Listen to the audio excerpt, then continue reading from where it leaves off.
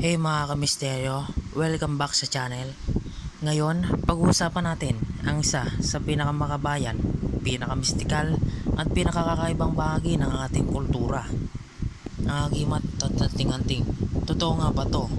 Saan galing at papaano nagkaroon ng kapangyarihan ang mga ito? Let's go! Ano ang agimat at anting-anting?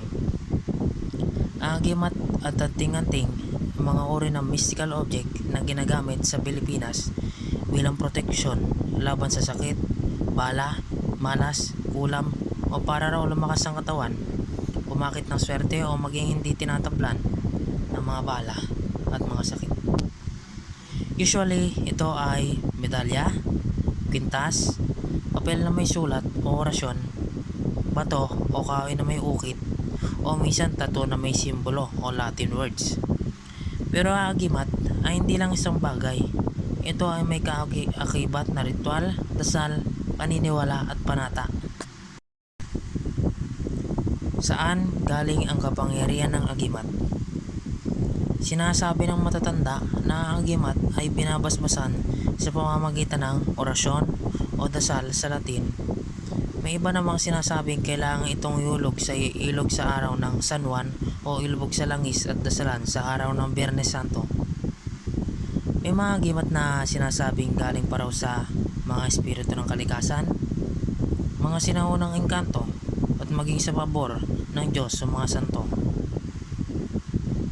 Ang kapangyarihan ng agimat ay nakadepende sa paniniwala ng gumagamit, pagkabanal na pagkakuha nito at kung paano ito inaalagaan at ginamit.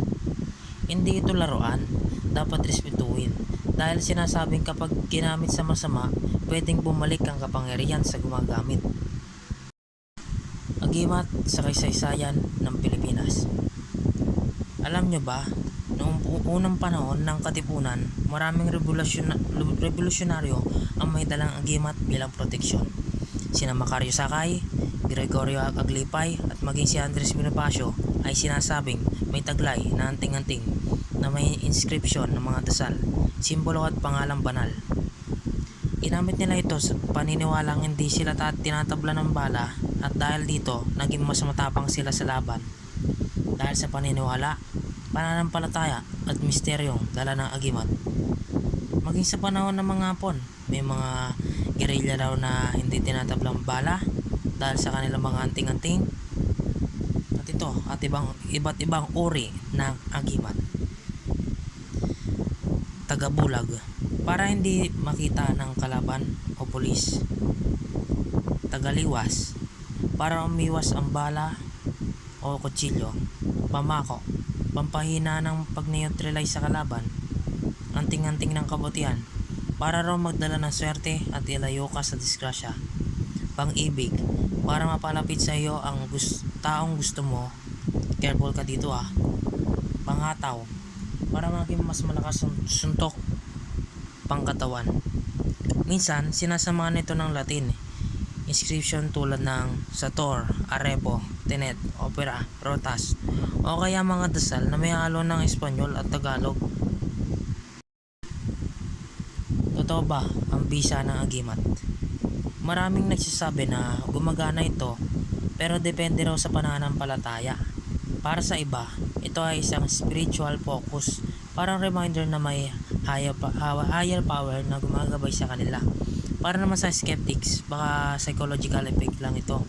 Pero ang lakas ng loob na dala ng agimat ay minsan sapat na para maniwala kang kaya mong malampasan ang kahit anong pagsubok. So, ang tanong, totoo ba ito? O dahil lang ba sa paniniwala kaya nagkakabisa? Ikaw, anong sa tingin mo? Kung na-curious ka sa agimat, huwag kalimutan na respetuhin ito bilang bahagi ng ating kultura. Hindi ito laruan o pampasikat. Ito ay simbolo ng pananampalataya, lakas at pagkatao ng Pilipino. Like mo na tong video kung gusto mo pa ng mga ganitong kwentong misteryo, myth at kultura. Mag-comment ka rin kung may kilala kang may agimat o anting-anting. At huwag kalimutang mag-subscribe para updated ka sa next mystical video natin. Hanggang sa muli, protektado ka ba? ano raw, peace out. Yan lang guys. Hanggang sa muli.